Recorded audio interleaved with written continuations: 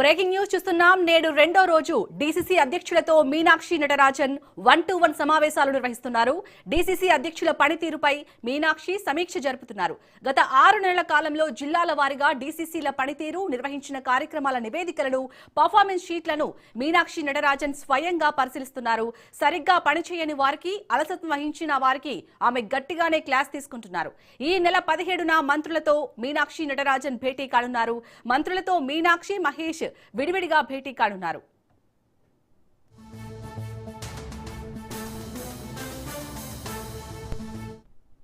ఇక ఈ రోజైతే డీసీసీ అధ్యక్షులతో మీనాక్షి నటరాజన్ 1-to-1 సమావేశాలు నిర్వహించబోతున్నట్టుగా తెలుస్తోంది. ఈ సమావేశానికి సంబంధించి మరిన్ని డీటెయిల్స్ ని మా ప్రతినిధి సునీల్ అందిస్తారు. సునీల్, ఈ సమావేశం తర్వాత ఎలాంటి చేంజెస్ రాబోతున్నాయి అనుకోవచ్చు, డీటెయిల్స్ ఏంటి? కాంగ్రెస్ పార్టీలో నెలకొన్నటువంటి అంతర్గత విభేదాలు కావచ్చు, మరోవైపు లోకల్గా క్షేత్రస్థాయిలో అధ్యక్షుల పనితీరు, కమిటీల పనితీరు ఏ రకంగా ఉందన్న దానిపై కూడా గత 2 రోజుల నుంచి కూడా మీనాక్షి నటరాజన్ ఏఐసిసి ఇన్ఛార్జిగా, వ్యవహారాల ఇన్ఛార్జిగా ఉన్నటువంటి ఈ మీనాక్షి నటరాజన్ డీసీసీలతో పాటు ఇటీవల కాలంలో పార్లమెంటు ఎంపీలతో కూడా, మెంబర్ ఆఫ్ పార్లమెంట్ సభ్యులతో కూడా మీనాక్షి నటరాజన్ సుదీర్ఘంగా సమావేశం నిర్వహించింది. క్షేత్రస్థాయిలో కాంగ్రెస్ పార్టీని బలోపేతం చేయడంతో పాటు నియోజకవర్గంలో ఉన్నటువంటి ప్రధాన సమస్యలపై కూడా అటు మీనాక్షి నటరాజన్ ఆరా తీసినట్లు కూడా సమాచారం తెలుస్తుంది. ఇక డీసీసీల పనితీరు, ఇప్పటికే తెలంగాణ రాష్ట్ర వ్యాప్తంగా కాంగ్రెస్ పార్టీ ఇటీవల కాలంలో డీసీసీలను నియమించింది. అయితే డీసీసీల పనితీరు ఏ రకంగా ఉందన్న దానిపై కూడా గత 2 రోజుల నుంచి కూడా వాళ్ళ ప్రోగ్రెస్ రిపోర్ట్ తీసుకొచ్చి మరి మొత్తం కూడా మీనాక్షి నటరాజన్ గాంధీ భవన్ వేదిక ద్వారా సమీక్ష నిర్వహిస్తూ ఉంది. నిన్న సుదీర్ఘంగా పలువురు జిల్లాలకు సంబంధించిన డీసీసీలతో సుదీర్ఘంగా మంతనాలు జరిపింది, వారికి దిశానిర్దేశం చేసింది. ఆ తర్వాత ఈరోజు మరొకసారి డీసీసీలతో 1-to-1 సమావేశం నిర్వహిస్తుంది. ఇక ఈ నెల 17వ తేదీన మంత్రులతో కూడా విడివిడిగా అటు మీనాక్షి నటరాజన్తో పాటు తెలంగాణ కాంగ్రెస్ పార్టీ అధ్యక్షుడిగా ఉన్నటువంటి మహేష్ కుమార్ గౌడ్, వీరిద్దరు కూడా విడివిడిగా వారితో సమీక్ష సమావేశాలు కూడా నిర్వహించే అవకాశం ఉంది.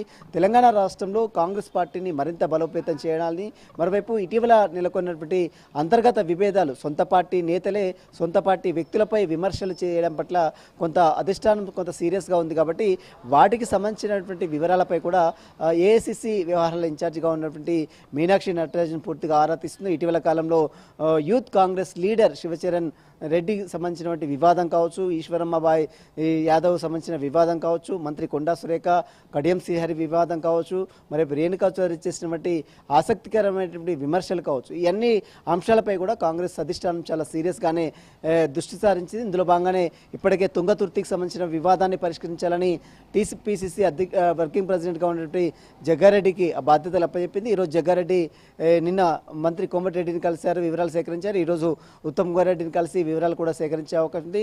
మరోవైపు మంత్రి కొండా సురేఖ, మరోవైపు కడియం శ్రీహరికి సంబంధించిన వివాదాలు పరిష్కరించేందుకు ఏఐసిసి సెక్రటరీ సచిన్ సామంత్ కూడా నియమించింది. కాబట్టి వాటికి సంబంధించిన వివరాలపై కూడా పూర్తిగా ఇప్పటికే నివేదికను కూడా సిద్ధం చేస్తే ఈ నెల 20వ తేదీ లోపు అధిష్టానానికి నివేదిక సమర్పిస్తామని ఇప్పటికే తుంగతుర్తి సంబంధించిన ఇష్యూకి సంబంధించిన అంశంపై జగ్గారెడ్డి కూడా ఈ నెల 20వ తేదీన మొత్తం నివేదిక సమర్పిస్తామని చెప్పినటువంటి పరిస్థితి కనబడుతుంది. మొత్తం మీద కాంగ్రెస్లో నెలకొన్నటువంటి అంతర్గత విభేదాలు కావచ్చు, డీసీసీల పనితీరు కావచ్చు, కమిటీల ఏర్పాటుకు సంబంధించిన వివాదాలు కావచ్చు, వీటన్నిటిని కూడా పరిష్కరించేందుకు అటు డీసీసీలతో పాటు మంత్రులతో, స్థానికంగా ఉన్నటువంటి కాంగ్రెస్ నేతలతో కూడా మీనాక్షి నటరాజన్ సమీక్షలు, సమావేశాలు నిర్వహిస్తుంది. ఇందులో భాగంగానే ఈరోజు 2వ రోజు కూడా గాంధీ భవన్ వేదిక ద్వారా డీసీసీలతో కొంతమంది అసహనం, అంటే కొంతమంది డీసీసీల పనితీరుపై కొంత అసహనం వ్యక్తం చేస్తున్నప్పుడు కూడా వాటికి సంబంధించినటువంటి మార్పులు, చేర్పులు చేసుకోవాల్సినటువంటి అవసరం ఉంది. రానున్నటువంటి జిహెచ్ఎంసీ ఎలక్షన్స్ కావచ్చు, రానున్నటువంటి ఎంపీటీసీ, జెడ్పీటీసీ ఎన్నికలు కావచ్చు, రానున్నటువంటి 2029లో మెయిన్ అసెంబ్లీ ఎన్నికలు కావచ్చు, వీటన్నిటి కూడా అప్రమత్తంగా ఉండాలి. మళ్ళీ పనితీరు ఒకవేళ మార్చుకోకపోతే మాత్రం ఖచ్చితంగా డీసీసీలను అయితే తొలగించి కొత్త వారికి అవకాశం కల్పించే యోచనలో కాంగ్రెస్ అధిష్టానం కూడా ఉంది. మన మంత్రులైనా సరే, డీసీసీలైనా సరే, జిల్లా కమిటీలైనా సరే, మరోవైపు మండల కమిటీలైనా సరే ఖచ్చితంగా పార్టీ కోసం ఖచ్చితంగా పనిచేయాల్సిన అవసరం ఉంది.